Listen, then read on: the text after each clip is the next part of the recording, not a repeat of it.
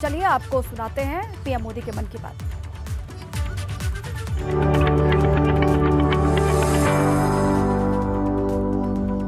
मेरे प्यारे देशवासियों, नमस्कार। आज फिर एक बार मन की बात के माध्यम से आप सभी कोटि कोटि मेरे परिवारजनों से मिलने का अवसर मिला है। मन की बात में आप सबका स्वागत है। कुछ दिन पहले देश ने एक ऐसी उपलब्धि हासिल की है जो हम सभी को प्रेरणा देती है। भारत के सामर्थ्य के प्रति एक नया विश्वास जगाती है। आप लोग क्रिकेट के मैदान पर टीम इंडिया के किसी बैट्समैन की सेंचुरी सुनकर खुश होते होंगे, लेकिन भारत ने एक और मैदान में सेंचुरी लगाई है और वो बहुत विशेष है। इस महीने 5 तारीख को देश में यूनिकॉर्न की संख्या 100 के आंकड़े तक पहुंच गई है। और आपको तो पता ही है, एक यूनिकॉर्न यानी कम से कम 7,500 करोड़ रुपए का स्टार्टअप। इन यूनिकॉर्न्स का कुल वैल्यूएशन $330 बिलियन यानी 25 लाख करोड़ रुपयों से भी ज्यादा है। निश्चित रूप से ये बात हर भारतीय के लिए गर्व करने वाली बात है। आपको यह जानकर भी हैरानी होगी कि हमारे कुल यूनिकॉर्न में से 44 पिछले साल बने थे। इतना ही नहीं, इस वर्ष के 3-4 महीने में ही 14 और नए यूनिकॉर्न बन गए। इसका मतलब यह हुआ कि ग्लोबल पैंडेमिक के इस दौर में भी हमारे स्टार्टअप्स वेल्थ और वैल्यू क्रिएट करते रहे। इंडियन यूनिकॉर्न्स का average annual growth rate USA, UK और अन्य कई देशों से भी ज्यादा है। एनालिस्ट का तो ये भी कहना है कि आने वाले वर्षों में इस संख्या में तेज उछाल देखने को मिलेगी। एक अच्छी बात ये भी है कि हमारे यूनिकॉर्न्स डाइवर्सिफाइंग है। ये e commerce, fintech, edtech, biotech जैसे कई क्षेत्रों में काम कर रहे हैं। एक और बात जिसे मैं ज्यादा अहम मानता हूं वो ये है कि स्टार्टअप्स की दुनिया न्यू इंडिया की स्पिरिट को रिफ्लेक्ट कर रही है। आज भारत का स्टार्टअप इकोसिस्टम सिर्फ बड़े शहरों तक ही सीमित नहीं है। छोटे छोटे शहरों और कस्बों से भी एंटरप्रेन्योर सामने आ रहे हैं। इससे पता चलता है कि भारत में जिसके पास इनोवेटिव आइडिया है वो वेल्थ क्रिएट कर सकता है। साथियों, देश की सफलता के पीछे देश की युवा शक्ति, देश के टैलेंट और सरकार सभी मिलकर के प्रयास कर रहे हैं। हर किसी का योगदान है। लेकिन इसमें एक और बात महत्वपूर्ण है, वो है स्टार्टअप वर्ल्ड में राइट मेंटरिंग यानी सही मार्गदर्शन। एक अच्छा मेंटर स्टार्टअप को नई ऊंचाइयों तक ले जा सकता है। वह फाउंडर्स को राइट डिसीजन के लिए हर तरह से गाइड कर सकता है। मुझे इस बात का गर्व है कि भारत में ऐसे बहुत से मेंटर्स हैं जिन्होंने स्टार्टअप्स को आगे बढ़ाने के लिए खुद को समर्पित कर दिया है। श्रीधर वेम्बू जी को हाल ही में पद्म सम्मान मिला है। वह खुद एक सफल एंटरप्रेन्योर है, लेकिन अब उन्होंने दूसरे एंटरप्रेन्योर को ग्रूम करने का भी बीड़ा उठाया है। श्रीधर जी ने अपना काम ग्रामीण इलाके से शुरू किया है। वे ग्रामीण युवाओं को गांव में ही रहकर एक क्षेत्र में कुछ करने के लिए प्रोत्साहित कर रहे हैं। हमारे यहाँ मदन पड़ाकी जैसे लोग भी हैं जिन्होंने रूरल एंटरप्रेन्योर्स को बढ़ावा देने के लिए 2014 में वन ब्रिज नाम का प्लेटफॉर्म बनाया था। आज वन ब्रिज दक्षिण और पूर्वी भारत के 75 से अधिक जिलों में मौजूद है। इससे जुड़े 9,000 से अधिक रूरल एंटरप्रेन्योर्स ग्रामीण उपभोक्ताओं को अपनी सेवाएं उपलब्ध करा रहे हैं। मीरा शेनॉय जी भी ऐसी एक मिसाल है। वो रूरल, ट्राइबल और डिसेबल यूथ के लिए मार्केट लिंक स्किल ट्रेनिंग के क्षेत्र में उल्लेखनीय कार्य कर रही है। मैंने यहाँ तो कुछ ही नाम लिए हैं, लेकिन आज हमारे बीच मेंटर्स की कमी नहीं है। हमारे लिए यह बहुत प्रसन्नता की बात है कि स्टार्टअप्स के लिए आज देश में एक पूरा सपोर्ट सिस्टम तैयार हो रहा है। मुझे विश्वास है कि आने वाले समय में हमें भारत के स्टार्टअप वर्ल्ड के प्रगति की नई उड़ान देखने को मिलेगी। साथियों, कुछ दिनों पहले मुझे एक ऐसी इंटरेस्टिंग और अट्रैक्टिव चीज मिली जिसमें देशवासियों की क्रिएटिविटी और उनके आर्टिस्टिक टैलेंट का रंग भरा है। एक उपहार है जिसे तमिलनाडु के तंजावुर के एक सेल्फ हेल्प ग्रुप ने मुझे भेजा है। इस उपहार में भारतीयता की सुगंध है और मातृशक्ति के आशीर्वाद। मुझ पर उनके स्नेह की भी झलक है। यह एक स्पेशल तंजावुर डॉल है जिसे जीआई टैग भी मिला हुआ है। मैं तंजावुर सेल्फ हेल्प ग्रुप को विशेष धन्यवाद देता हूं कि उन्होंने मुझे स्थानीय संस्कृति में रचे बसे इस उपहार को भेजा। वैसे साथियों, ये तंजावुर डॉल जितनी खूबसूरत होती है, उतनी ही खूबसूरती से ये महिला सशक्तिकरण की नई गाथा भी लिख रही है। तंजावुर में महिलाओं के सेल्फ हेल्प ग्रुप्स के स्टोर और कियोस्क भी खुल रहे हैं। इसकी वजह से कितने ही गरीब परिवारों की जिंदगी बदल गई है। ऐसे कियोस्क और स्टोर्स की सहायता से महिलाएं अब अपने प्रोडक्ट ग्राहकों को सीधे बेच पा रही हैं। इस पहल को तारगईगल कई विनयी पोरुत्कल वीरप्पनई अंगाड़ी नाम दिया गया है। खास बात यह है कि इस पहल से 22 सेल्फ हेल्प ग्रुप जुड़े हुए हैं। आपको ये भी जानकर अच्छा लगेगा कि महिला सेल्फ हेल्प ग्रुप्स, महिला स्वयं सहायता समूह के ये स्टोर तंजावुर में बहुत ही प्राइम लोकेशन पर खुले हैं। इनकी देखरेख की पूरी जिम्मेदारी भी महिलाएं उठा रही हैं। ये महिला self help group Thanjavur doll और ब्रोंज लैंप जैसे जीआई प्रोडक्ट के अलावा खिलौने, मेट और आर्टिफिशियल ज्वेलरी भी बनाते हैं।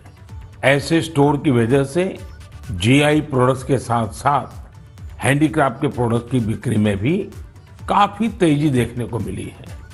इस मुहिम की वजह से न केवल कारीगरों को बढ़ावा मिला है, बल्कि महिलाओं की आमदनी बढ़ने से उनका सशक्तिकरण भी हो रहा है। मेरा मन की बात के श्रोताओं से भी एक आग्रह है, आप अपने क्षेत्रों में ये पता लगाएं कि कौन से महिला सेल्फ हेल्प ग्रुप काम कर रहे हैं। उनके प्रोडक्ट्स के बारे में भी आप जानकारी जुटाएं और ज्यादा से ज्यादा इन उत्पादों को उपयोग में लाएं। ऐसा करके आप सेल्फ हेल्प ग्रुप की आय बढ़ाने में तो मदद करेंगे ही, आत्मनिर्भर भारत अभियान को भी गति देंगे। साथियों, हमारे देश में कई सारी भाषाओं, लिपियां और बोलियों का समृद्ध खजाना है।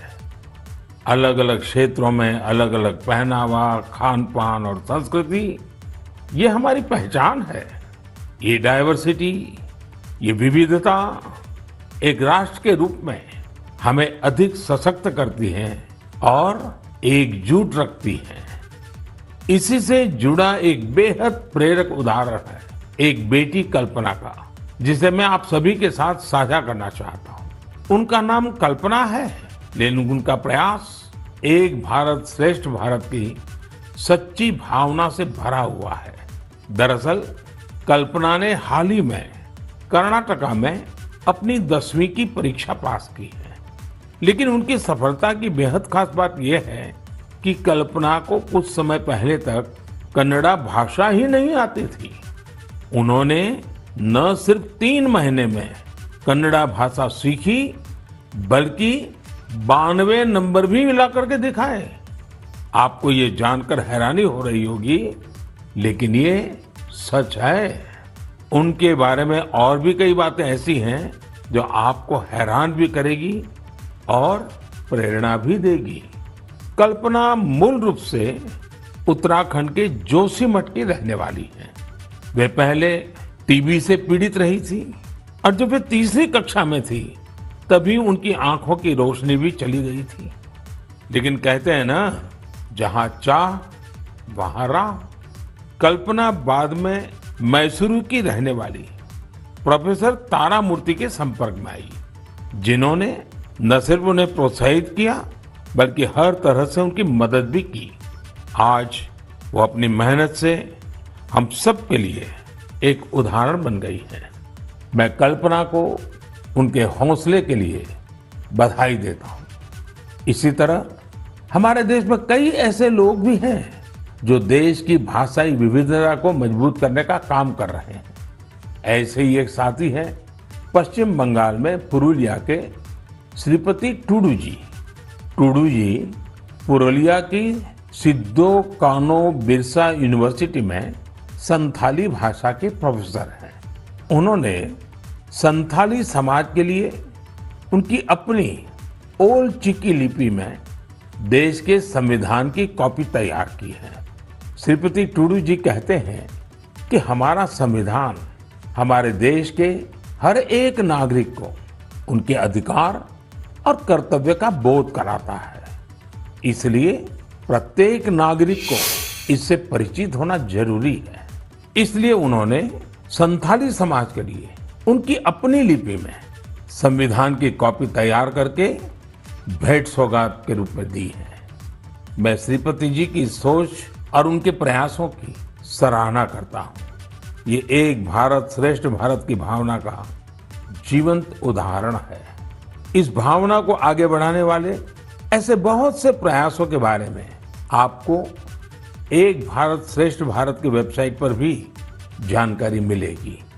यहाँ आपको खान पान, कला, संस्कृति, पर्यटन समेत ऐसे कई विषयों पर एक्टिविटीज के बारे में पता चलेगा।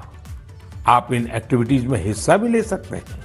इससे आपको अपने देश के बारे में जानकारी भी मिलेगी और आप देश की विविधता को महसूस भी करेंगे।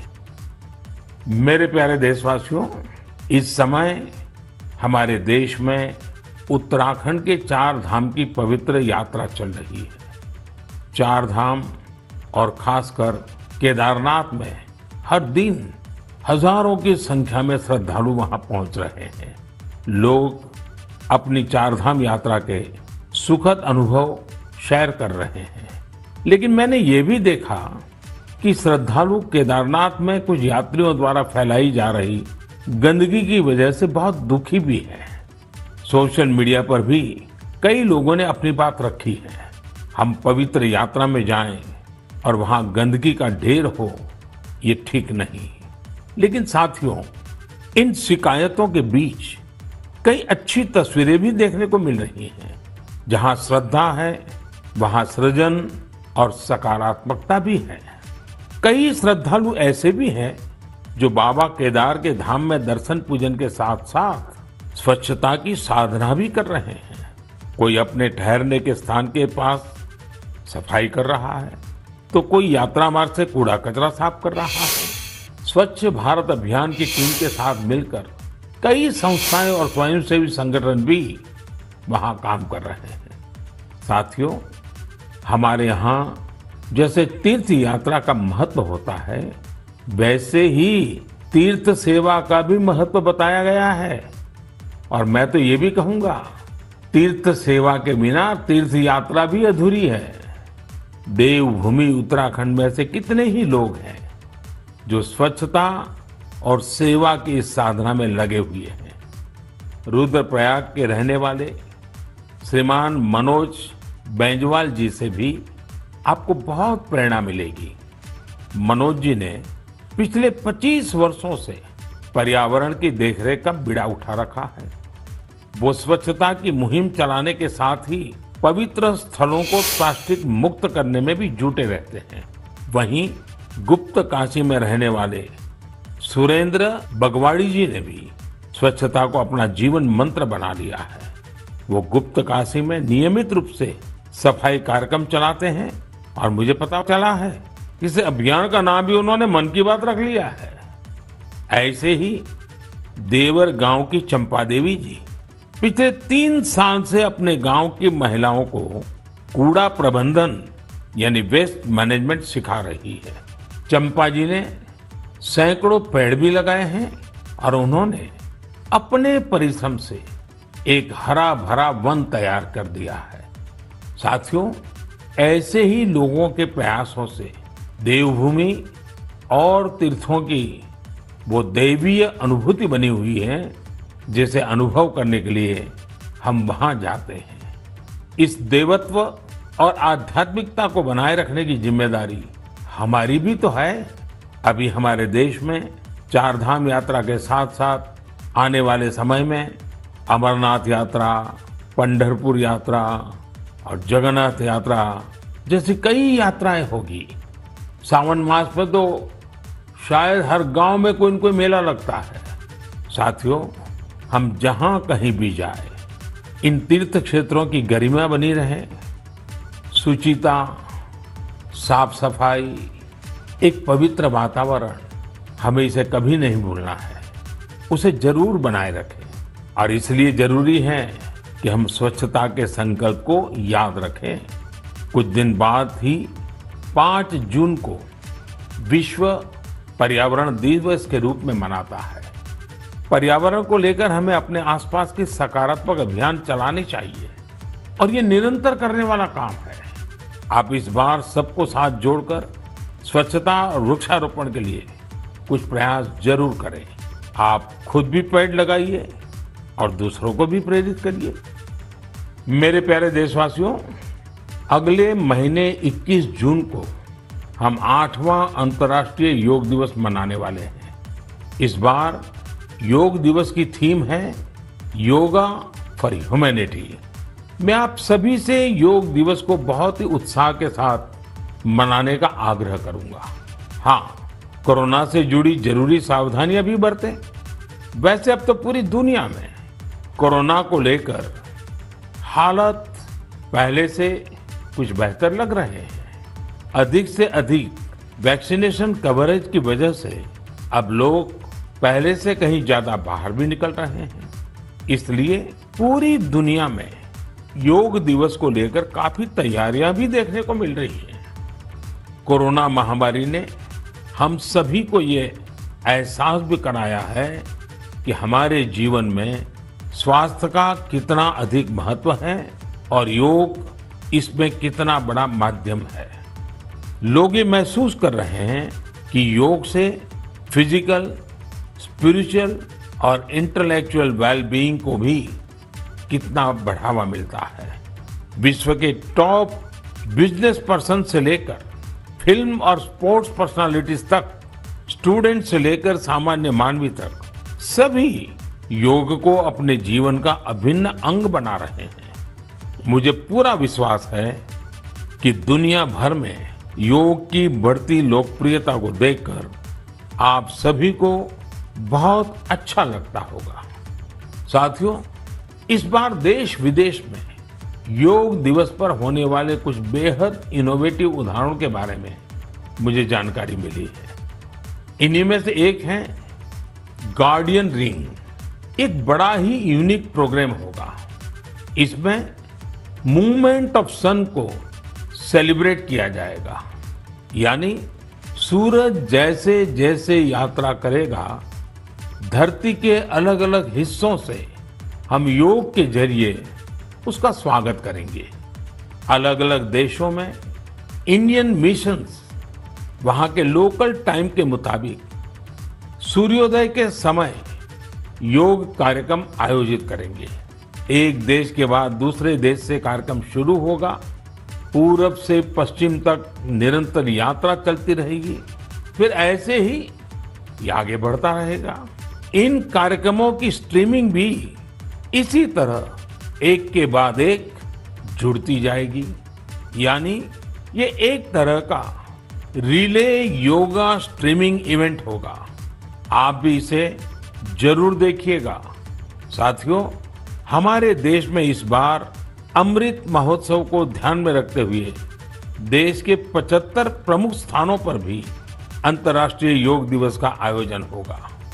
इस अवसर पर कई संगठन और देशवासी ने अपने अपने स्तर पर अपने अपने क्षेत्र की खास जगहों पर कुछ न कुछ इनोवेटिव करने की तैयारी कर रहे हैं। मैं आपसे भी यह आग्रह करूंगा, इस बार योग दिवस मनाने के लिए आप अपने शहर, कस्बे या गांव की किसी ऐसी जगह चुने जो सबसे खास हो। ये जगह कोई प्राचीन मंदिर और पर्यटन केंद्र हो सकता है, या फिर किसी प्रसिद्ध नदी, झील या तालाब का किनारा भी हो सकता है।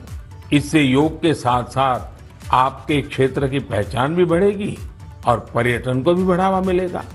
इस समय योग दिवस को लेकर 100 डे काउंटडाउन भी जारी है, या यूं कहें कि निजी और सामाजिक प्रयासों से जुड़े कार्यक्रम 3 महीने पहले ही शुरू हो चुके हैं। जैसा कि दिल्ली में 100वें दिन और 75वें दिन के काउंटडाउन प्रोग्राम हुए हैं, वहीं असम के शिवसागर में 50वें और हैदराबाद में 25वें काउंटडाउन इवेंट आयोजित किए गए। मैं चाहूंगा कि आप भी अपने यहाँ अभी से योग दिवस की तैयारियां शुरू कर दीजिए। ज्यादा से ज्यादा लोगों से मिलिए, हर किसी को योग दिवस के कार्यक्रम में जुड़ने के लिए आग्रह कीजिए, प्रेरित कीजिए। मुझे पूरा भरोसा है कि आप सभी योग दिवस में बढ़ चढ़कर हिस्सा लेंगे, साथ ही योग को अपने दैनिक जीवन में भी अपनाएंगे।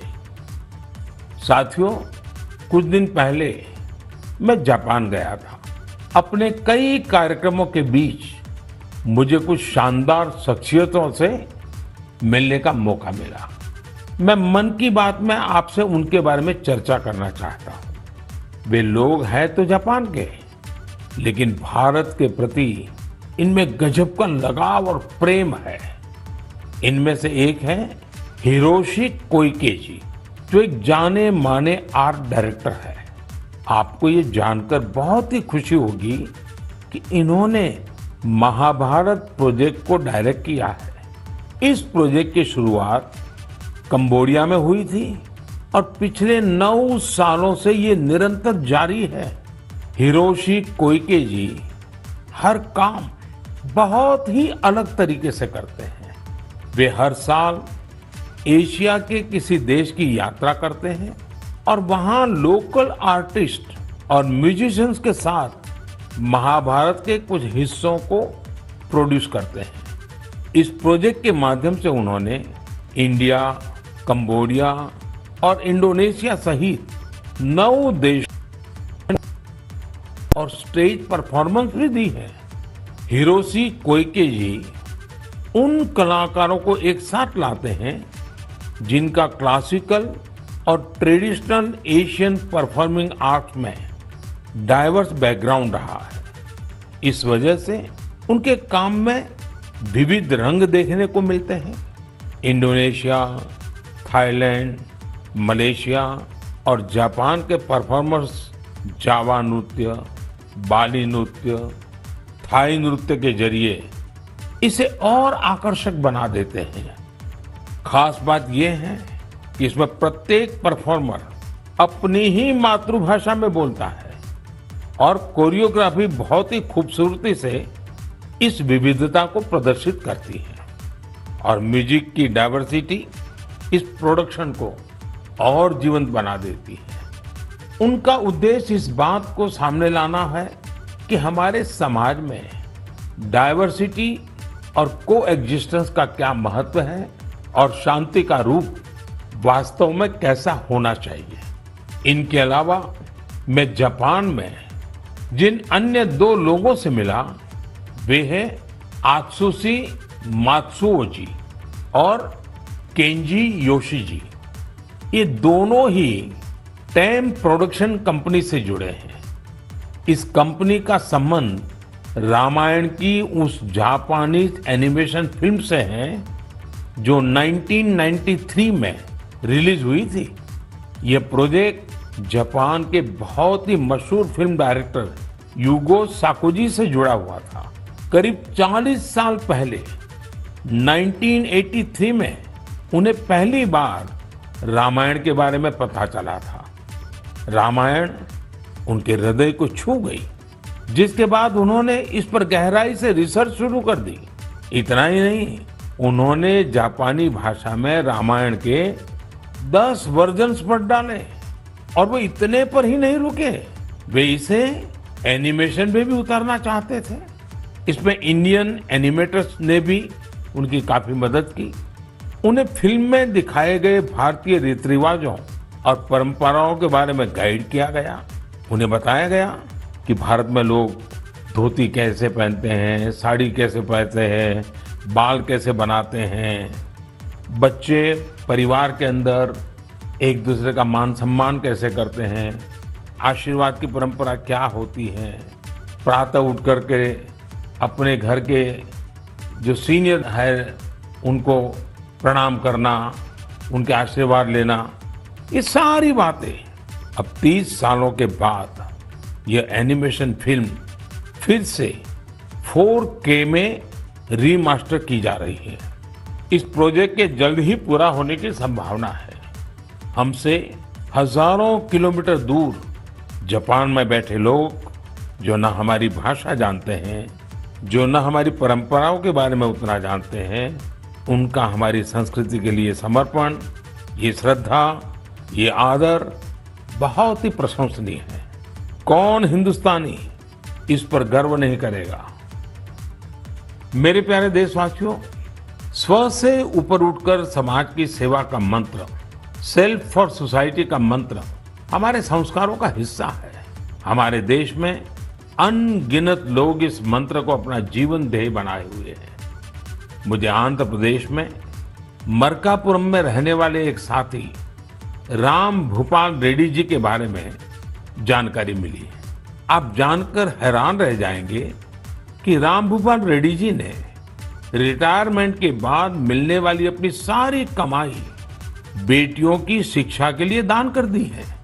उन्होंने करीब करीब 100 बेटियों के लिए सुकन्या समृद्धि योजना के तहत खाते खुलवाए और उसमें अपने 25 लाख से ज्यादा रुपए जमा करवा दिए। ऐसे ही सेवा का एक और उदाहरण यूपी में आगरा के कचौरे गांव का है। काफी साल से इस गांव में मीठे पानी की किल्लत थी। इस बीच गांव के एक किसान कुंवर सिंह को गांव से 6-7 किलोमीटर दूर अपने खेत में मीठा पानी मिल गया। ये उनके लिए बहुत खुशी की बात थी। उन्होंने सोचा, क्यों न इस पानी से बाकी सभी गांववासियों की भी सेवा की जाए। लेकिन खेत से गांव तक पानी ले जाने के लिए 30-32 लाख रुपए चाहिए थे। कुछ समय बाद कुंवर सिंह के छोटे भाई श्याम सिंह सेना से रिटायर होकर गांव आए तो उन्हें ये बात पता चली। उन्होंने रिटायरमेंट पर मिली अपनी सारी धनराशि इस काम के लिए सौंप दी और खेत से गांव तक पाइपलाइन बिछाकर गांव वालों के लिए मीठा पानी पहुंचाया। अगर लगन हो, अपने कर्तव्यों के प्रति गंभीरता हो, तो एक व्यक्ति भी कैसे पूरे समाज का भविष्य बदल सकता है, ये प्रयास इसकी बड़ी प्रेरणा है। हम कर्तव्य पथ पर चलते हुए ही समाज को सशक्त कर सकते हैं, देश को सशक्त कर सकते हैं। आजादी के इस अमृत महोत्सव में यही हमारा संकल्प होना चाहिए और यही हमारी साधना भी होनी चाहिए, और जिसका एक ही मार्ग है, कर्तव्य, कर्तव्य और कर्तव्य। मेरे प्यारे देशवासियों, आज मन की बात में हमने समाज से जुड़े कई महत्वपूर्ण विषयों पर चर्चा की। आप सब अलग अलग विषयों से जुड़े महत्वपूर्ण सुझाव मुझे भेजते हैं और उन्हीं के आधार पर हमारी चर्चा आगे बढ़ती है। मन की बात के अगले संस्करण के लिए अपने सुझाव भेजना भी मत भूलिएगा। इस समय आजादी के अमृत महोत्सव से जुड़े जो कार्यक्रम चल रहे हैं, जिन आयोजन में आप शामिल हो रहे हैं, उनके बारे में भी मुझे जरूर बताइए। नमो ऐप और माय गॉव पर मुझे आपके सुझावों का इंतजार रहेगा। अगली बार हम एक बार फिर मिलेंगे, फिर से देशवासियों से जुड़े ऐसे ही विषयों पर बातें करेंगे। आप अपना ख्याल रखिए और अपने आसपास सभी जीव जंतुओं का भी ख्याल रखिए। गर्मियों के इस मौसम में आप पशु पक्षियों के लिए खाना पानी देने का अपना मानवीय दायित्व भी निभाते रहें, ये जरूर याद रखिएगा। तब तक के लिए बहुत बहुत धन्यवाद। तो पीएम मोदी के मन की बात को आप सुन रहे थे। उनका मन की बात खत्म हो चुका है। उन्होंने सभी से आखिरी में ये कहा कि आप अपना बहुत ख्याल रखें, अपने साथ साथ तमाम जीव जंतुओं का, अपने आसपास जो भी मौजूद है उनका ख्याल रखें, और साथ ही योग दिवस का भी जिक्र किया और चारधाम यात्रा का जिक्र किया। संदेश बहुत सारे दिए हैं मन की बात के जरिए प्रधानमंत्री मोदी ने। बिल्कुल। और देखिए, जिस तरीके से बेजुबानों को इस वक्त मदद मांगने के लिए जुबान तो नहीं है, लेकिन उनका सहारा भी हमें बनना होगा। इसी बात के साथ उन्होंने समापन किया है मन की बात कार्यक्रम का। हालांकि योग दिवस का जिक्र जरूर किया है और हर बार हमने तस्वीरें देखी हैं किस तरीके से सक्रिय भूमिका रही है योग दिवस को लेकर के, और उसकी भूमिका अभी से तैयार करनी शुरू कर दी है प्रधानमंत्री नरेंद्र मोदी ने, ताकि ज्यादा से ज्यादा लोग योग दिवस को मनाने के लिए गांव या शहर में जाएं और धार्मिक स्थल या नदी का किनारा चुने। जहां है वहां से योग करने का संदेश तो हर साल देते आए हैं प्रधानमंत्री नरेंद्र मोदी, लेकिन इस बार उन्होंने खास तौर पे कहा है कि आप कहीं किसी अलग जगह पर जाकर के, जहां तन और मन की शांति ढूंढी जा सके, वहां पर योग करिए, योग दिवस मनाइए। ये खास रहा है। और उत्तर प्रदेश में गांव में, शहर में ऐसी कई लोकेशन है दीपा, और पूरे भारत में ऐसी कई लोकेशन है जो अभी भी अनछुई सी है। बिल्कुल। और जैसे ही वो हर बार करते हैं, लोग जिन्होंने अपने अपने क्षेत्र में कुछ अच्छा काम किया है, अपने क्षेत्र से अलग हट करके भी जिन्होंने बहुत अच्छा काम किया है, उनका भी जिक्र किया, उनसे बातचीत की, और उन्होंने ये कहा कि अपने सुझाव आप देते रहिएगा और बहुत ख्याल रखिए। बिल्कुल। और तमाम बातें रखी हैं प्रधानमंत्री ने।